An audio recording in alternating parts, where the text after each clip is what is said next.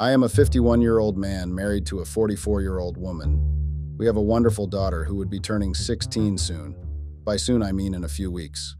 We were all super excited about it until there was something that ruined my beautiful family, as the truth came crashing down on us. Well, mostly on me and Molly. Me and my wife, Audrey, have been married for 26 years. After a lot of attempts at having kids, we were finally blessed with a baby girl whom we named Molly. She was the apple of our eye and the most beautiful blessing from God. Molly brought immense joy and fulfillment to our lives, filling our home with laughter and love.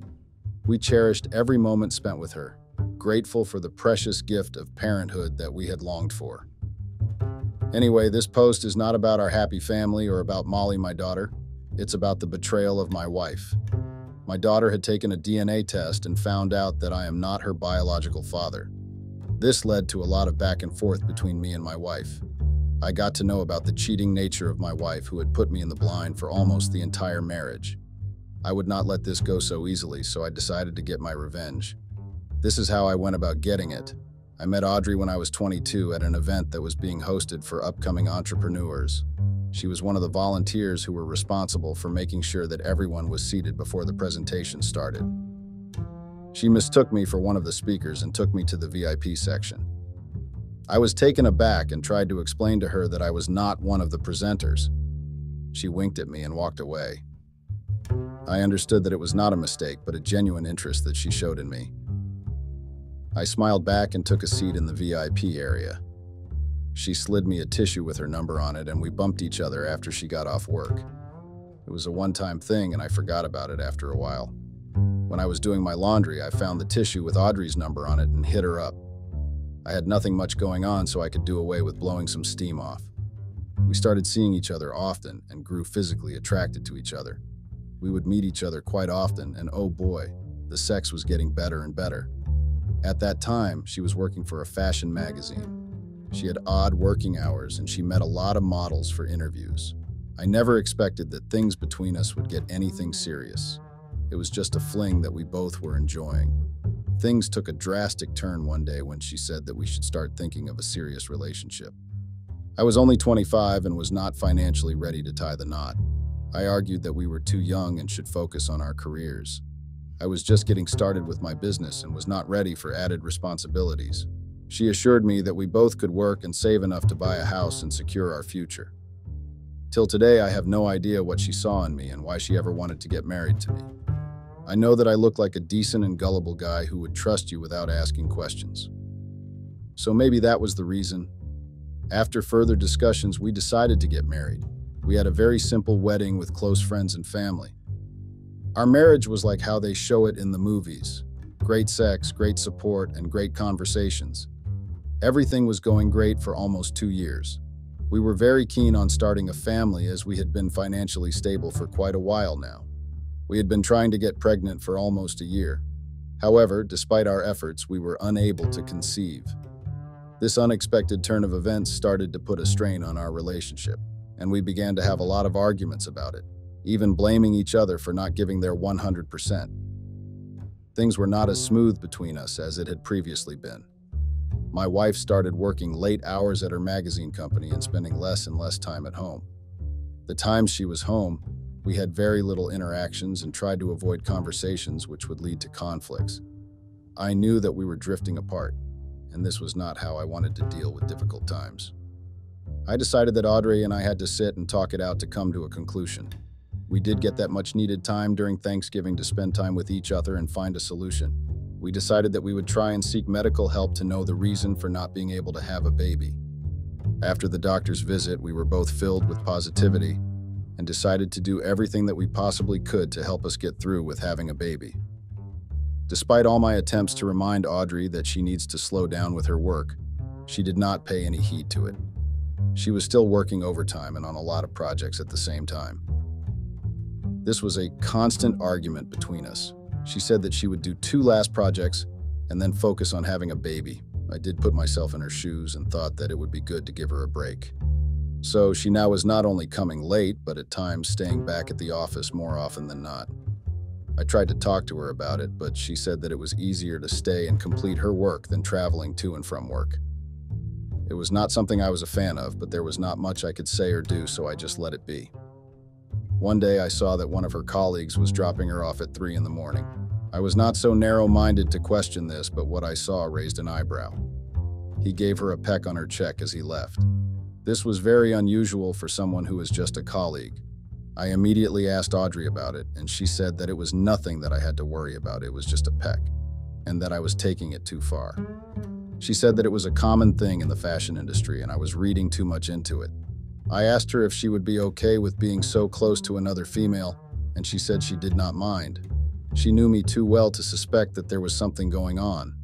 This made me feel ashamed for doubting her. I thought that I should do something to make up for it. So I planned a weekend getaway as a surprise so that I could apologize for my actions. On Friday, I asked her to come home early as there was something I wanted to talk to her about. When I broke the news about a weekend away in tranquility, she was not very pleased. Well, this was not the reaction that I was looking for. It made me confused as to why she would not be happy spending a weekend with me. I mean, lately we were spending less and less time together. This would be a perfect opportunity to catch up. I asked her up front if there was something wrong.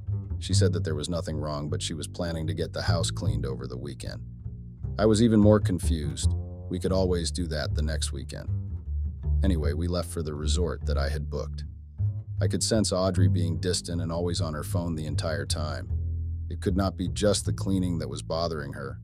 Maybe it was something else that she wasn't sharing with me. When she went to take a shower, I saw messages from one of my colleagues constantly popping up on her phone. I tried to ignore it, but it kept distracting me, so I thought that I would just let them know that she is busy.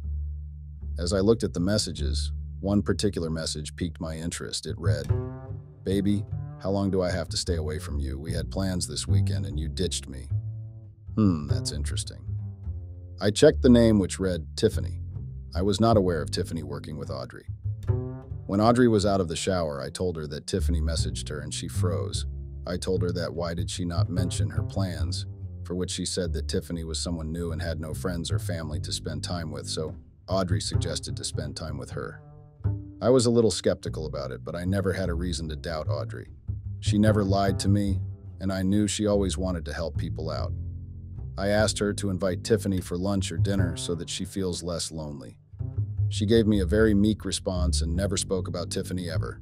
I noticed that after the Tiffany episode, Audrey had been spending more time at home and trying to initiate conversations with me. I was happy that we were slowly getting on track with our relationship. Things were getting better and the bedroom was getting spicier, just like old times.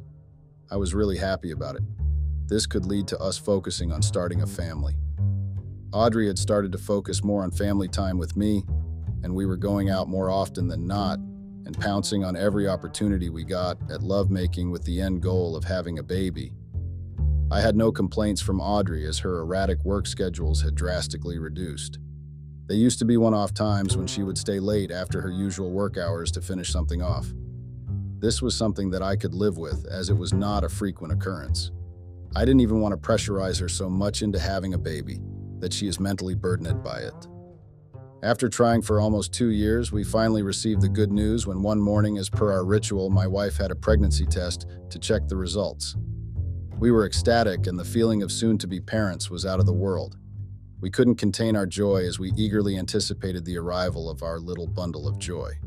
The anticipation and excitement filled every moment of our lives, making each day more magical than the last. We would share books and videos with each other on how to go about the pregnancy. I tried to make myself available as much as possible for my wife during this time.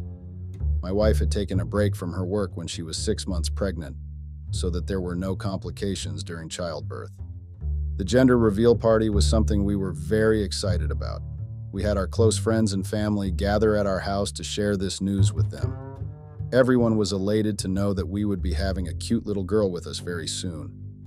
After a long labor and a stressful 2 days of anticipation, our baby girl finally arrived in this world. When I first took her in my hands, I couldn't contain my tears. It was a moment of overwhelming joy and love as I held our precious daughter close to my chest. In that instant, I knew that our lives had changed forever and that this little bundle of joy would bring us endless happiness. We named her Molly based on our favorite character. As she grew old, I could see that Molly had nothing similar to me. Though she looked a lot like a startling image of her mother, she missed the qualities and looks that she should have inherited from me. It did bother me, and I also felt a little sad about it, but I was just grateful that she gave me the joy of being her father. After Molly turned 5, Audrey resumed working for a magazine as a PR person. She was slowly getting back to her work, which she enjoyed the most, and I was very supportive to see her happy. As years went by, she became the lead PR manager. This led to her being too busy often. Molly would be turning 16 soon, and I wanted her mother to be there to give her the girl talk. It had been irking that Audrey had been quite defensive about her phone lately. She was working late, always carrying her phone around, even to the bathroom. I scoured the internet to find out the signs for a cheating partner, and Audrey had been ticking all of the boxes for it. I could see that Audrey was more involved in her job than focusing on Molly's transformation into a fine lady. Molly would pretty much do things by herself, and Audrey hardly showed or helped her with all the girl stuff. It did cause a bit of clashes between us regarding this. Molly was not so close to her mother as much as I tried to reason with her, regarding her mom being unavailable for her needs. She was growing into a rebellious teen, and Audrey's distant behavior was not helping with the situation. There had been lots of arguments between them, and my job was to diffuse the tension. I did try to sit and talk with Audrey about Molly, but she dismissed me, stating that all teens behave this way growing up, and it was nothing to worry about. Molly had a growing suspicion that Audrey may not be her real mother, and that was the reason she did not pay much attention to her. I tried to show Molly all the proof of Audrey's pregnancy and all the pictures that we had taken during that time, but Molly was way too adamant that she believed that there was no way that Audrey could be her real mother. When Molly turned 16, she secretly conducted a DNA test to check if she was in fact our daughter. The results were shocking. It showed that her DNA had 0.001% match with mine. I knew what it meant. She showed me the results before she could reveal it to Audrey. I was dumbfounded, but deep down I knew somewhere that this was coming. I loved Audrey as my own daughter, and I would always do that no matter what a stupid piece of paper says about our relationship. I had my doubts, but I never let that waver my faith in Audrey. I mean, we did have a difficult time conceiving and having a baby. I don't think that Audrey would have done something like this to me. I had always believed in Audrey's loyalty and commitment to our relationship, especially considering the challenges we faced in trying to have a child together. Despite the shocking revelation of the results, I couldn't bring myself to doubt her intentions. However, a part of me couldn't help but wonder if there was more to the situation that I hadn't yet discovered. Molly was wailing after getting to know this truth. She was inconsolable. I could not see tears in Molly's eyes. I decided to not let this revelation hamper the relationship I shared with Molly. Molly was happy to have me as her father, and there was not a shred of doubt in her about me not being her father. She still loved me, and no matter what happens, I would always be her father. With Molly at my side, I knew that I could not just leave almost 2 decades of betrayal just like that. It was time for action. I had to formulate a plan to take revenge on my wife. I could not let it slide so easily after all that she had done. With Molly on my side, I knew I could achieve anything that I put my mind to. Molly, my trusted confidant and ally, had always been by my side through thick and thin. Together, we brainstormed ideas and devised a meticulous plan to expose Audrey's deceit and make her pay for her actions. We were determined to unveil the truth and ensure that Audrey pays for her actions. First off, she cheated on me by not letting me know that the baby she was carrying was not mine. Second, she was cheating on me with another guy named Eric for almost a year now. So I met the guy she was dating who was way younger than her. He was an upcoming model, and she told him that he needs to put himself out there to be successful, and she could help him with that. She told him that if he would cooperate with her, she could get him more modeling jobs and even acting gigs to help boost his career. He had no other choice but to agree to her proposal. She was the one who was quite demanding and always decided on where to meet and when to have sex. I understood that this was not a mutual relationship and that Audrey was taking advantage of the poor guy. I looped him into our revenge plans and he instantly agreed. He wanted to get rid of her as much as I wanted it. I felt bad for the guy, though. but I knew I couldn't go weak and carry out the revenge as planned. I had to be very careful of not letting my wife know that Molly and I were aware of the secret she had been hiding for all these years. I knew what I wanted to do. I told Audrey that her 45th birthday is going to be epic. I was planning a big surprise for her. She was still unaware of what was in store for her. As the days leading up to Audrey's birthday approached, I enlisted Molly's help in organizing the surprise party. We meticulously planned every detail, ensuring that Audrey remained clueless about our secret mission. I wanted it to be a day that she would never forget for her entire life. I started to dig into details to find out the real father. I had to go back almost 2 decades to solve this mystery. I was racking my brain to come up with possible suspects that could fit the bill. Molly suggested that we look at old pictures that could give us a head start. It was not a bad idea. I knew my baby girl was smart. We started looking at old pictures of Audrey around the time when she got pregnant with Molly. There was one picture that caught both our attention and cleared our doubts. There was a stark resemblance between Molly and the guy in the picture. I tried to get details of this guy from Audrey's friends from her previous magazine. They were able to provide some information about him, including his name and occupation. With this new lead, Molly and I decided to dig deeper into his background and try to track him down. We were determined to find out if he was indeed Molly's biological father. We got in touch with him and decided to meet with him. Molly was insistent that she would like to come along. I couldn't say no, as he could be her potential father, so I had no choice but to take her with me. We waited for the guy at a cafe, which was not one of the suburbs we visited, to make sure we didn't run into Audrey. As we waited, we saw a young man in his late 30s walking towards us. We did not even need a DNA test to confirm that he was Molly's potential father. The resemblance between them was striking, from their shared smile to the way they both walked with a slight bounce in their step. He introduced himself as Richard. I shook his hand and we both sat. He knew even before I spoke what this was about. He told me if I remembered anyone by the name Tiffany. It took me a while, and then I recalled something about a new colleague that Audrey had at the time when we were trying to get pregnant. Richard told me that Audrey had saved his name as Tiffany so that I would not suspect anything going on between them. It was a very cunning move. As Richard revealed this, I felt a mix of shock and betrayal wash over me. It was hard to believe that Audrey had been hiding an affair right under my nose. So Audrey knew that I could be suspicious, and she had no intention of coming clean about her affair. This agitated me even further, and I was much more determined about making her pay. He told us that Audrey was the one who said that she would deal with the pregnancy and tell her husband that the baby was his. She asked him to keep quiet as she would be taking a break from work, so there was nothing Richard had to worry about. Richard told us that, after Molly was born, he tried to meet with Audrey, who blocked him and wanted nothing to do with him. He felt guilty about doing this to me, so he left his job and relocated to a different place. At least someone had a conscience, but unfortunately it was not Audrey. How I wished it to be Audrey. I would have forgiven her for the affair if she had come clean to me about it.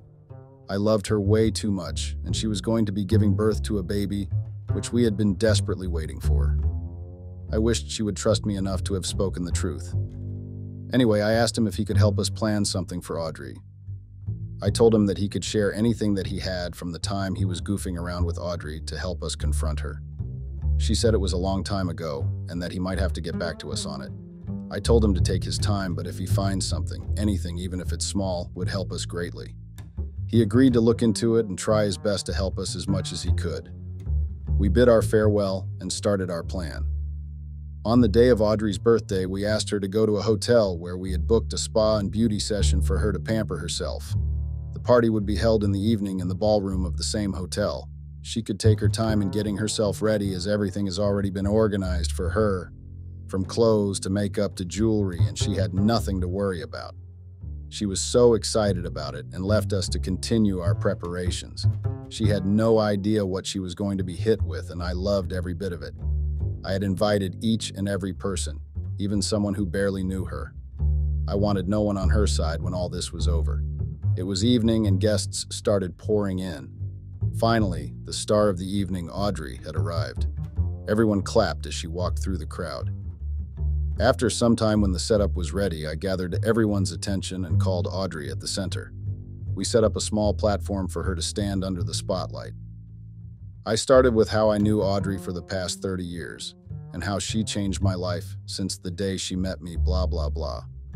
I put up a projector which showed pictures of our journey together. Molly was in charge of what came up on the projector. It started with pictures of me and Audrey, then of the three of us together as a happy family. I knew by this time I had everyone's attention on both Audrey and the pictures. Now it was time to spice it up. I started talking about how Molly looked so different from me, and then came up on the projector Molly's DNA report, which showed that I was not her father. This led to loud gasps and whispers within the people attending the party. This was followed by pictures of her and Richard being intimate and lovey-dovey. This led to further commotion in the crowd. Then I showed everyone the pictures of Audrey and her current model boyfriend, who was just 21. This caused the entire crowd to go crazy. Audrey stood there frozen at the revelations that were coming to the surface. She was about to speak when her mother walked up to her and slapped her. She was in tears, and without waiting any further, I kicked her out of the party in front of all these people who either knew or cared about her. I had warned everyone against helping her with anything.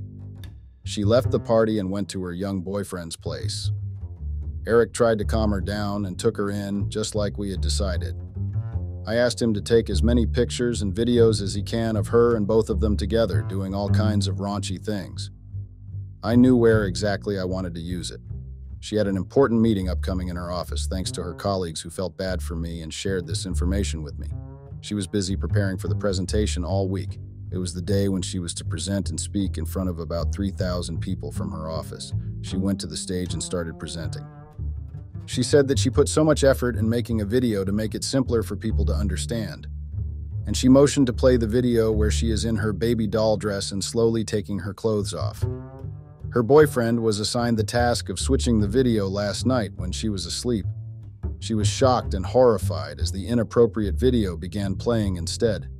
The audience gasped in disbelief, leaving her feeling utterly humiliated and desperately searching for a way to salvage the situation. She was desperately trying to stop the video from playing. She ran across the stage, quickly getting off the stage and trying to shut it down. She was immediately fired for ruining the reputation of their company and causing significant financial losses. Her actions not only damaged the trust of their clients, but also tarnished the company's image in the industry, making it difficult to recover from the negative impact she had created. She stormed off feeling humiliated and went to her boyfriend's house to confront him. He acted as if he knew nothing and he had no idea something like this would have happened. He blamed me and made her believe that maybe it was my doing, her cunning and jealous husband, who could not live with the fact that she left him for someone as handsome as him. He said that he knew exactly what he could do to make her feel better. She trusted him and followed him in his car. He drove her to an expensive hotel and booked a suite. She instantly believed that he was not behind it. They made love to each other and fell asleep. When she was sleeping, he took away all her credit cards and her cash. I asked him to leave her with nothing and strand her in an expensive place with nothing she could pay with. When she got up, she tried to look for him, and when she couldn't find him anywhere, she tried to call him. His phone was unreachable, and there was no sign of him anywhere. In the morning, the hotel staff were pounding on the hotel room that Audrey was in. When she opened it, they informed her that the credit card they used to book the room had bounced and she had to pay for a month's stay. She was flabbergasted that the room was booked under her name for a month. She said that she was not the one who booked, and she was waiting for her boyfriend to come back to clarify things. They gave her time till 10 a.m., or else she was to pay and leave. She tried calling her boyfriend, and there was no way of reaching him. At around 10 a.m., she was at the reception trying to explain to them that it was not her fault and she had no money to pay for the previous night. I walked in and stood beside her at the reception. I looked at her and gave her a sarcastic smile. Her face turned pale as she realized what had happened. She understood that her boyfriend had been in cahoots with me in all of this and that. She was now left with no husband, no daughter, no boyfriend, no job, and no friends. She begged me that it was a mistake and that she did not love her boyfriend and was just using him for sex. She was blinded by lust and wanted to get back with me. She got carried away and was not thinking straight. She could not live without me and Molly. Molly said that she was ashamed that Audrey was her mother, and wanted to have nothing to do with her. So I told her that she had fooled us enough, and she can leave us alone. I told her to get ready for the divorce trial in court. I had all the evidence to prove her infidelity and would be presenting it in court. What I did not tell her was that I am also trying to get the media involved so that they cover each and every detail of this court case for public humiliation. I would make her so famous for cheating that it would get difficult for her to even walk the roads without getting recognized and reminded of her wrongdoings. We had a joint bank account for our finances. I started noticing that our shared fund was declining rapidly. I blocked Audrey out of all the assets that we owned. I blocked her from using all the joint cards, accounts, and removed her name from all the properties. I already had access to her power of attorney, so it wasn't difficult for me. I wanted her to know that cheating on me and hiding the truth about Molly was something she had to pay for. I also decided to seek legal advice and consult a divorce attorney to protect my rights and ensure that I am granted Molly's custody.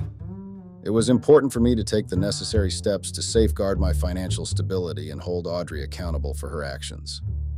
So this is all that I had done to my wife, who not only cheated me, but also my daughter all her life. I know some of you might not agree with what I had done, but I could not let her walk away after ruining all of lives. I would like you guys to share any similar experiences that you had and how you dealt with it. I would also like your support in your comments on how to handle and deal with my teenage daughter going forward. I want to be there for her as much as possible and not let her feel that I would ever abandon her like her mother. I will keep you guys updated on the divorce trial and how things turn out to be. Trust me, I will make sure that it gets messy and humiliating for her. Thank you all for being with me so far. Update. I was able to get a few friends to help me get in touch with a few reporters to cover the divorce trial. As the trial proceeded, my lawyer showed the evidence of Audrey's infidelity not only during Molly's birth, but also for the past 1 year. We had Richard and Eric take the stand and accept that they had in fact been involved with Audrey in a romantic relationship. Their testimonies were crucial in establishing Audrey's pattern of infidelity, strengthening our case against her. The courtroom was filled with tension as the truth unfolded, leaving Audrey with little room to defend herself against the mounting evidence. When Molly was called to the stand to decide who she would like to take custody of Molly, she, without waiting for a second, stated that she wanted to live with me. She told the judges that I had always been there for her more than her mother. She did not care if I was not her biological father, as I loved her as my own. Listening to this brought tears in my eyes, and I knew that the bond I shared with Molly was thicker than that of blood. Audrey tried to defend herself, stating that she was her biological mother, and it was only right for Molly to stay with her. She also demanded a hefty amount in child support from me once Molly started living with her. She lied that Molly was a very demanding child and that she would get upset if her demands were not met. After careful deliberation, the judge ruled in favor of me winning Molly's custody. I made sure that this was the hot topic in all of the newspapers, with Audrey's best picture posted on each and every one of them. I wanted her to face all the humiliation that she could for using Molly just to get some money from me. She kept reaching new lows, which I never imagined was possible. In all this while, her lawyer had left her side, so she was defending herself as she could not afford a lawyer. No PR company or magazine wanted to hire her after her face was plastered on every tabloid. She was doomed for life. Even the models that she was able to blackmail previously had left her side and cornered themselves from her. Seeing her in this state, I couldn't help but feel a mix of pity and satisfaction. It was a stark reminder that karma always finds its way back to those who manipulate and deceive others. After the trial was over, Molly and I had decided to move on from Audrey. We decided to renovate our house and throw away anything that belonged to Audrey. We wanted nothing to do with her. Even a single thing that reminded us of her needs to be out of the door. I was happy to see that Molly did not need a mother or mother's love and validation anymore. She was growing up to be an independent and confident woman who did not need anyone to make her feel loved. Seeing Molly gave me the courage to gather myself from all the events that were not less than a roller coaster ride in my life. I have now decided to focus on myself and be the best father that I can be for Molly.